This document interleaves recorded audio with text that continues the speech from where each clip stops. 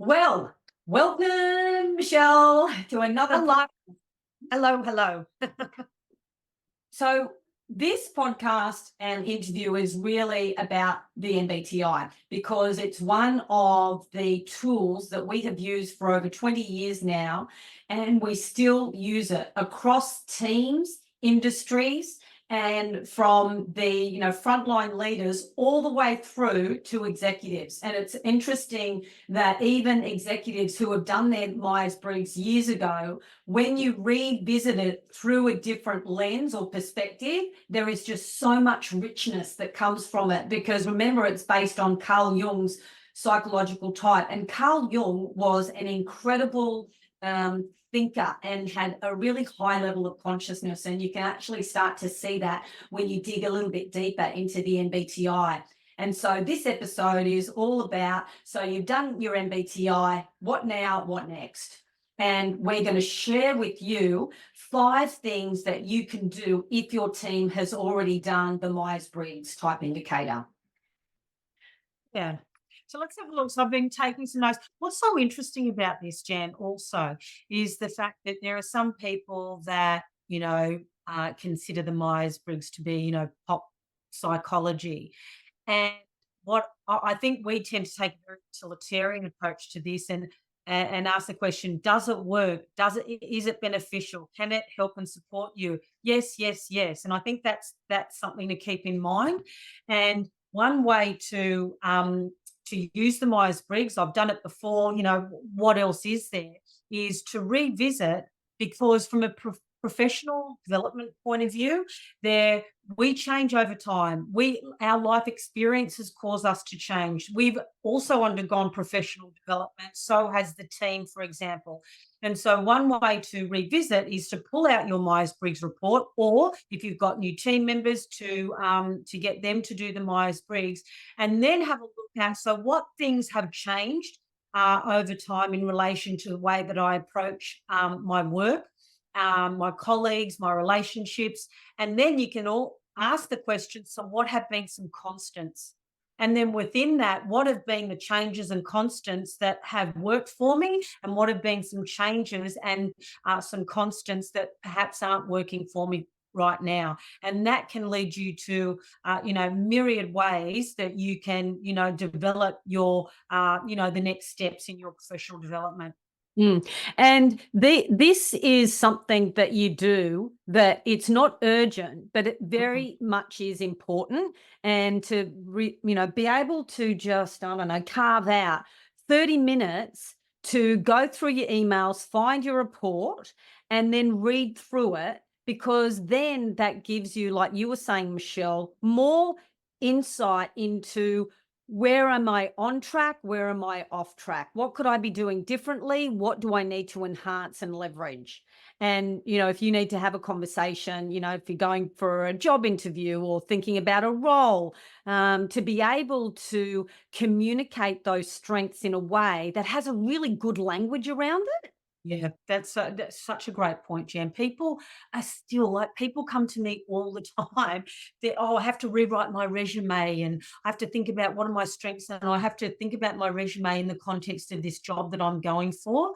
Like, one of the first things you do is rip out your Myers-Briggs report, to highlight what are my communication strengths, and because everybody wants to know, so where are your potential downfalls? Just look at your report. There is gold in there. Yeah. All right. So from a practical point of view, the one thing that you could do is just get it out yourself individually. Now, if we're thinking about a team could use that. So people individually go through their reports and then they share. So what's the strength that's been identified? Even if you've only done it 3 months ago, people, sometimes forget what it is that they've done 3 months ago. Like, I can't even remember what I did 2 days ago, let alone my team members' strengths and potential pitfalls. So I think it really is important to revisit it, because you get another level of understanding and perspective. And I think that's a really good thing that you can carve out, even if it's like an hour or 45 minutes in the team, to then revisit what your strengths are that have been identified that you use, and then what is a potential obstacle or blind spot, and you just listen. You just listen to every individual in the team. Yeah, I love that.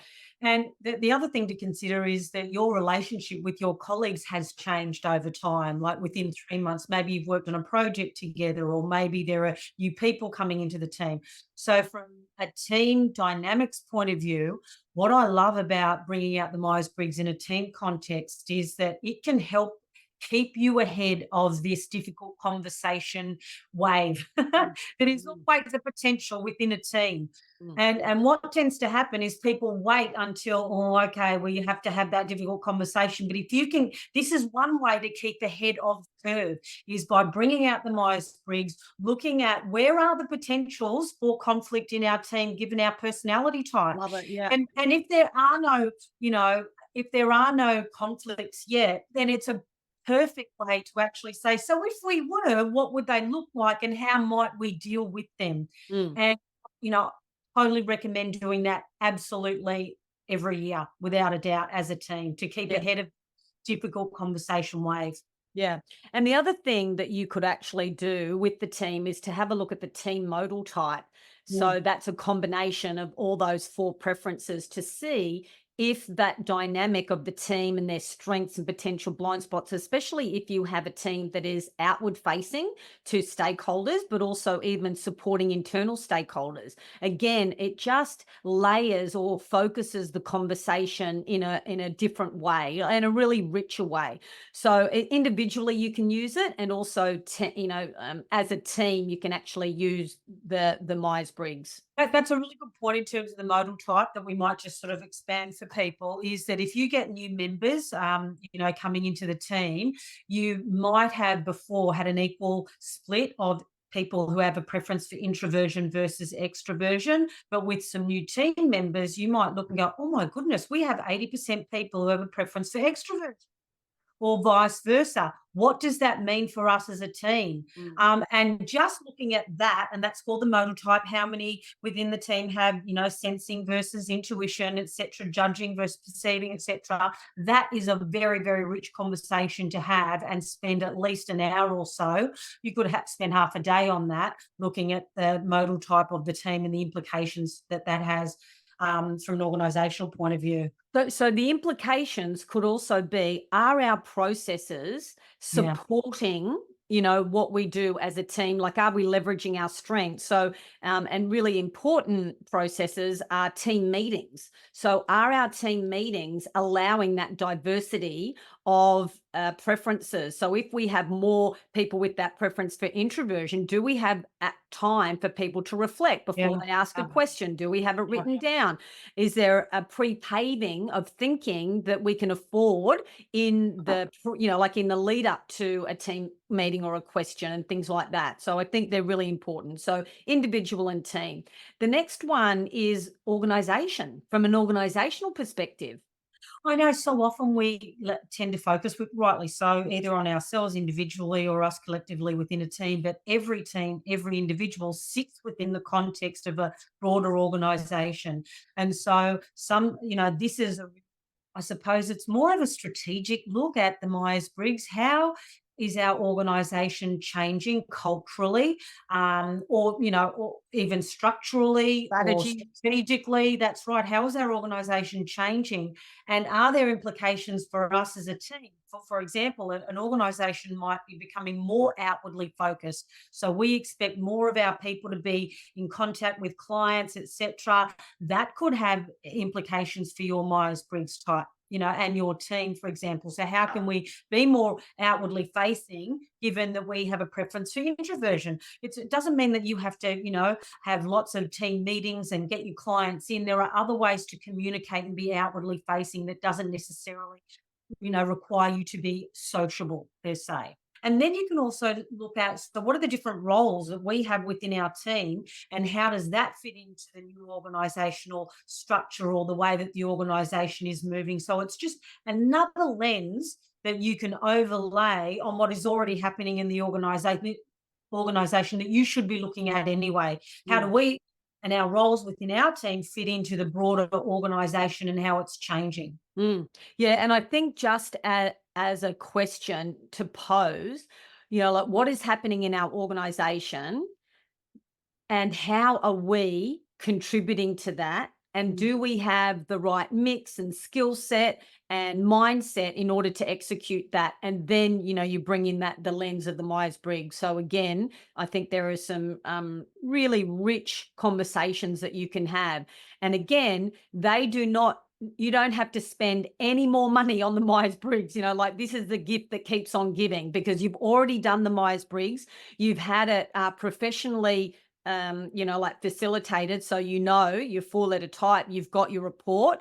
And for those who have done it with people leaders, if you can't find your report, there is, reach out to us and contact us because we'll be able to research it because it'll be logged in the Myers-Briggs type, the portal that we have. So those are the three. The next one that we wanted to talk to you is about that if you have done the Myers-Briggs step 1, there is a step 2. And a step 2 is another layer of the dynamics of the Myers-Briggs. So when we go through the debrief of the Myers-Briggs, we really just do that, I suppose that top layer of preferences where we each look at each preference and what that looks like. Whereas step 2 is more of a deep dive into your individual dynamics of the Myers-Briggs. That's right. It's detailed and it's more nuanced, and it gives you insight into how those preferences show up in your daily life and your motivation. So it really does give you a lot of information. So I've just shared my screen. So for those who are going to see this on YouTube or one of our visual platforms, what we have here is the Myers-Briggs Interpretive Report. And this is the Step 2 report. And it is a very comprehensive, like it's a 17-page report. And it talks about, so it actually looks, the first couple of pages are very similar to your Step 1. However, you will then also have a look at your preference strengths or the clarity of your preference, whether it's slight, moderate, clear, or very clear. And then it starts to talk about your facet results. Now, I know that sounds a little bit more technical, but there are different facets within each preference. And it will then uncover why someone who is an ENTJ in the team are still quite different, like same, but different, which is, like one of my favorite quotes, same, but different. And then in the report, it actually shows you. So for example, in the extroversion, introversion, there are different facets within just the introversion and extroversion. And so I'll just step through them briefly. So ways to connect with people. Are you more initiating or do you like to receive? Communicating feelings and thoughts and interests. Are you more expressive or are you more contained? The breadth and depth of relationships. Are you more intimate or are you less intimate? Ways to communicate or socialize and learn. Are you an active socializer or learner, or are you more reflective? And then the last facet is your level and kind of energy. Are you enthusiastic or are you a little bit more quiet? Now, these are 5 facets within the introversion and extroversion. And then as you go through your interpretive report, you'll see every other facet of the sensing and intuition. And then you go through the thinking and feeling. And I'll just give you one in the thinking and feeling. And one of the last facet is that how do you carry out your decisions? Are you firm, tough-minded, and you're orientated towards the actual end result? Or are you more tender, gentle, and the means to the end is more important to you? So again, that's just one facet in the thinking and feeling preference. And then, of course, you have the last one, which is the judging and perceiving. And again, 5 different facets within each one. What I like about the Myers-Briggs step 2 also is that there is a mid-zone, as opposed to you are either one or the other. You could be in the mid-zone for some of those facets, which is interesting because that's why it's so nuanced and detailed. Oh, so But yeah. rarely, almost never have, somebody that has exactly the same subscales as you. No, And even absolutely. Yeah, yeah. And then even in your report, you have a look at your results, you have a look at your communication style within those facets, and then how can you enhance your style in each area. So there is just so much detailed information that you can start to look at. And then it looks at how parts of your personality actually work together depending on what your preference strength is. And I would really encourage someone who is interested in taking their level of self-awareness to the next level is perhaps having a look at the step 2 interpretive report. Yeah, great for people or new to leadership roles, want to enhance their leadership development. Yeah. And then the last one is the team report. So the Mm, Myers Briggs has a team report. And again, I put up an example of a sample team report. And this report identifies your strengths and potential challenges, your workarounds, like what can you minimize or your potential blind spot as a team, how to improve your individual capacities, and then how to maximize the natural advantages, and then how to develop individual action plans and also team action plans. And it is so comprehensive as well. This is a 16-page report. So it has a look at your team type, your strengths, and also what's needed. So for example, if your team has that team modal type, like we were mentioning before, Michelle, and it might be an ESFJ. And one of the strengths is using consensus as a springboard for a united action. Now, is that needed in this team? And you can tick it off. And so you go through all of those strengths and you go, is this needed in this team right now or in the last, because we've had a structural change? And then it goes through your blind spots and suggested interventions for the blind spots in the team. It's a very comprehensive. I get so excited about the reports because it really does look at a team from a different perspective. Like it goes broad, but then it goes quite deep. So there are some examples of how you can use your Myers-Briggs. Like it really is a report that has so much depth to it. And Michelle, we've been doing the Myers-Briggs for over 20 years now, and we have come across, and we still do, we do a lot of other psychometric assessments. However, what I've noticed is a lot of them come down to Carl Jung's psychological type of preferences based on that. that's right. And the beauty of the Myers-Briggs, I think, is that it is universal. It's easy to apply. It makes sense. It's very logical, and you can do something with it from the get-go. Yeah. And you ground running. Yeah, so if you have done your Myers-Briggs before, the first thing you could do is just get your reports out. Like spend, 35 minutes where people can just, again, share their strengths, potential blind spots. And as a team, do we want to make an individual commitment or a team commitment based on what it is that we're going through as a team, and revisit it, every quarter? Because again, it's just the richness of the conversations that we want. It's not just the Myers-Briggs, it's the conversations that come from it and have that common language. Couldn't agree more, Jan. Yeah. Okay. So we really encourage you to do that. And if you would like to reach out to us to perhaps you're interested in the interpretive or the step 2, where you can find us on, people leaders or info@peopleleaders.com.au. And we would be happy to, kick off the process for you. Okay. Ciao, everyone. Bye.